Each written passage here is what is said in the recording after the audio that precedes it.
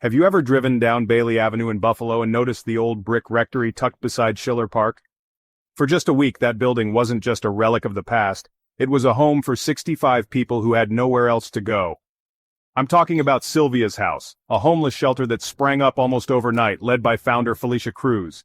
She saw a need, gathered resources, and opened her doors to folks who were out on the street. But after only a week, those doors slammed shut, on orders from the city. The reason? The city's Department of Permit and Inspection said the building wasn't licensed as a shelter, hadn't been inspected, and might not even be safe to live in. They posted a closure order right on the front door saying, "You can't stay here." But the story doesn't stop there. The very next day, dozens of residents, many with medical issues, some in wheelchairs, rolled out onto the lawn, holding handmade signs and chanting, "Save our house." Imagine, after finding a roof and a bed for the first time in ages, facing the threat of losing it all over paperwork and permits. Felicia Cruz says she didn't know about the permit process, but she's determined to do whatever it takes to keep the shelter open. She worries most about her residents, the people who could be forced back to the streets if the shelter closes for good.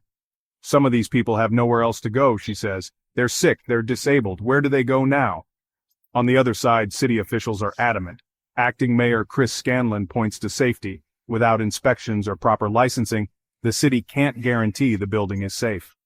They describe the living conditions as unsanitary and hazardous, not just for the residents, but for the neighborhood too. They claim there's been additional activity at the shelter that's caused problems nearby. It's a standoff between the immediate need for shelter and the longer-term need for safety and order.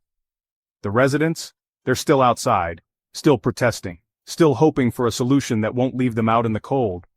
So, what happens next? Will the city and Sylvia's house find common ground?